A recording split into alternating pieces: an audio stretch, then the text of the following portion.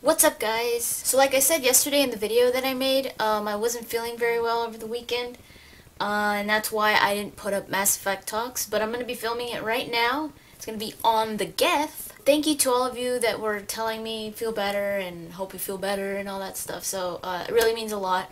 I appreciate it. I do feel a little bit better, so yeah, let's talk about the Geth. I do have a different setup, just because I usually like to get my wall in the shot, but where I put the camera to get the shot, it's kind of far, and it turns out to be the audio to be really low, so I'm hoping that since it's a little closer, you guys will hear me better.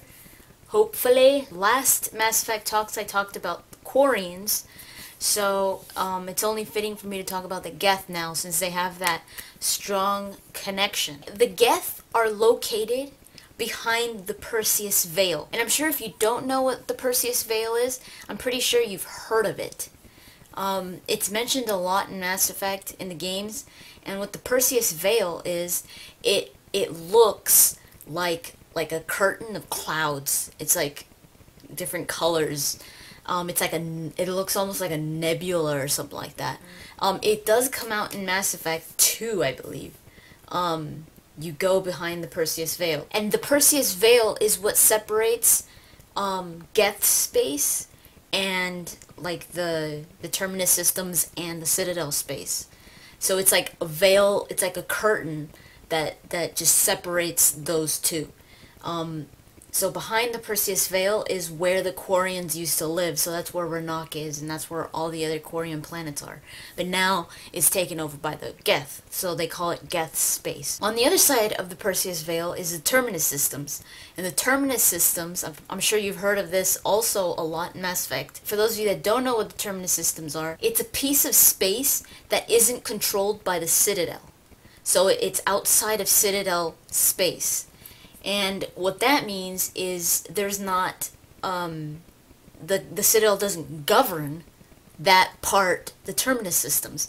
So that's why you have a lot of pirates, a lot of people breaking the law in the Terminus systems. And Shepard goes in and out from the Terminus systems every now and then to do missions. They pretty much do what they want. They pretty much make their own laws. And then after the Terminus system, so it's it's Geth space, right? Geth space, Perseus Veil, Terminus systems, and then there's the Attican Traverse. And the Attican Traverse is like the border of Citadel space. So what the border of the area that is governed by the Citadel.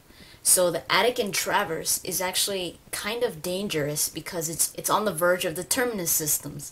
So you've got pirates going in and out and crossing the Attican Traverse, and attacking people that live the systems that are right on that frontier. So you guys have an idea where the Geth are in space?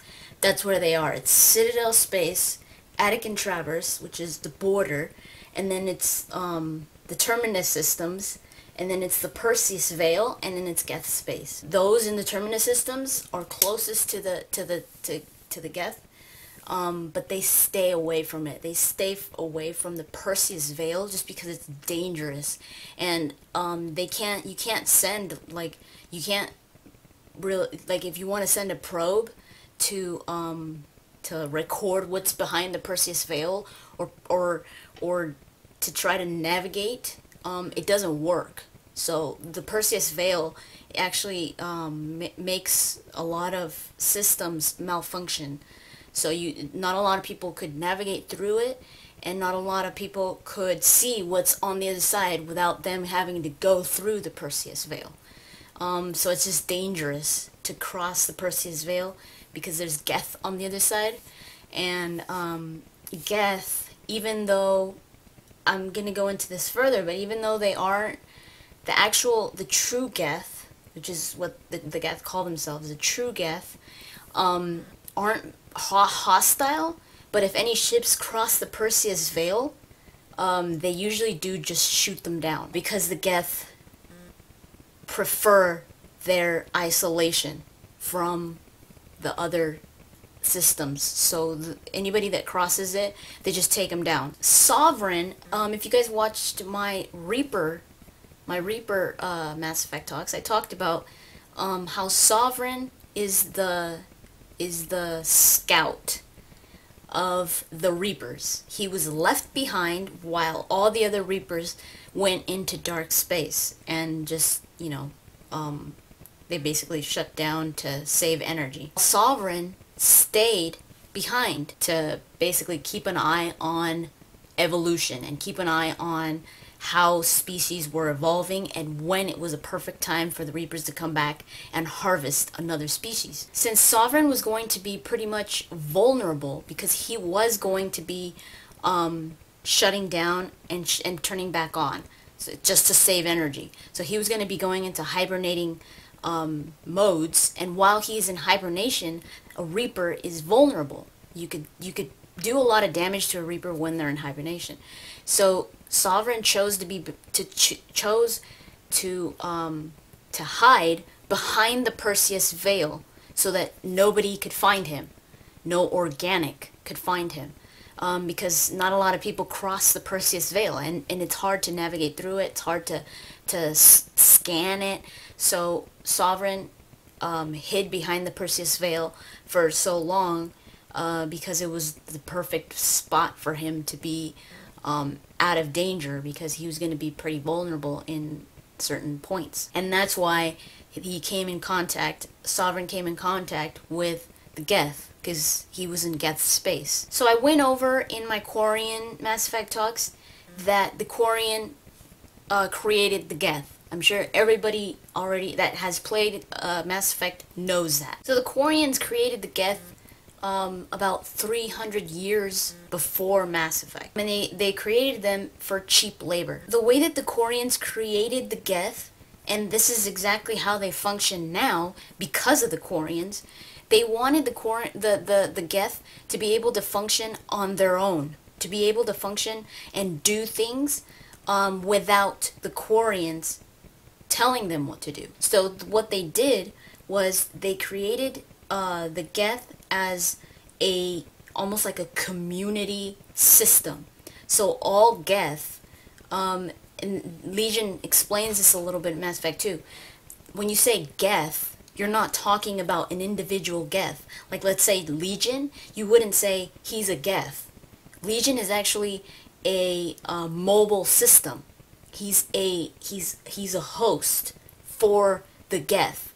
The Geth is actually the hub, like the actual communications hub, where all their mentality, all their programs is linked to. So that's what the Geth is, and that's why Legion talks about themselves. He says we. He always says we. He never says I. So it's a community. The Geth are not individuals. They function as a group. That's why the Quarians made them that way, so that they could work within themselves. They could work. They basically didn't need the Quarians to tell them what to do. They just, you know, they solved things within themselves. So they each share data with each other. No Geth is, not even Legion functions on his own. Like, he doesn't, that's why he's always talking about consensus. Like, when the reason why it's left to Shepard to decide the whole the virus thing about the heretics and the true Geth, what you want to do. Do you want to rewrite the Geth or not? The reason why Shepard was supposed to decide and not Legion was because Legion wasn't able to come up with a consensus. The Geth, the whole Geth as a community, as a group, weren't able to decide what to do. So they were like, we don't know what to do. Because it was like, a lot of it had to do with a moral issue. And Geth can't really function when it comes to being right or wrong. So he says we can't come to a consensus or something like that. So he says that Shepard has to decide. So that's how the Geth work. They share data with each other, so you're never just talking to one Geth. You're talking or to one mobile system, I should say. You're talking to the Geth as a group. And this was a highly advanced neural network. And this is exactly why the Geth rebelled against the Quarians, because of that advanced neural network. They started to question themselves. They started to question whether they were alive, whether they had souls, and the Quarians really started to get scared. They were like, oh my god, what did we create?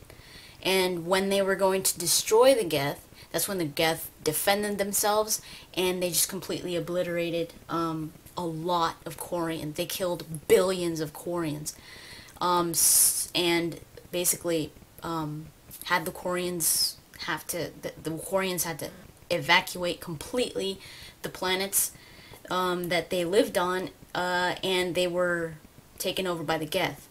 But the interesting thing, the thing that not a lot of people know or understand, is that the Geth are actually not hostile. The true Geth. The true Geth are the majority. The heretics, the ones that followed Sovereign, or Nazara, how they called him, are only a fraction, a small fraction. I think Legion says that they were only like 5% of the Geth, the heretics, that followed the Reapers. So it's a very, very small fraction. The majority of the Geth, the actual, all the mobile systems, all the other mobile systems of the Geth, aren't hostile. They have nothing against organics. They don't even have a quarrel with the Quarians anymore. Because they're AIs. They're not organic. They don't hold grudges. So it's not like they hate the Quarians. If you were to put a true Geth and a Quarian together, it wasn't like the Geth was going to go and kill the Quarian. It would be more like the Quarian would kill the Geth, because the Quarians are the ones that hold the grudges with what the Geth did to them, but the Geth don't. So the true Geth, the ones that live behind the Perseus Veil, are pretty much, they're not hostile. They're not out to kill everyone. And the Citadel thought that the minute that the Quarians fled, they thought that the Geth were going to come and attack all the other organics. They were going to come and attack the Terminus systems and eventually the Citadel and all that. But they never did. They never sent an attack because the Geth, they didn't want that. They didn't want to. They didn't need to. And the interesting thing is they don't inhabit the Quarian planets. They don't inhabit them because they're not organic. They don't need anything from the planet. You know, to live on a planet, you need the resources to stay alive, right? Food and all that. The Geth don't need that, so they don't. It's not very practical for them to live on a planet. It's more practical for them to live in space stations. So they live around the planets in Geth space. They live in space stations. They don't live on the planets. But the interesting thing is they preserve the planets. And the cool thing that not a lot of Quarians, or some Quarians do say this, but not a lot of Quarians believe it, that the Geth actually take care of the planets, the Quarian planets. They take care of them for the possible return of the Quarians. So they treat, Legion says that they treat the Quarian planets like, almost like cemeteries. There's like there's like a respect to it because of the Quarians that died there. Because the Geth don't die. They just, they stop functioning.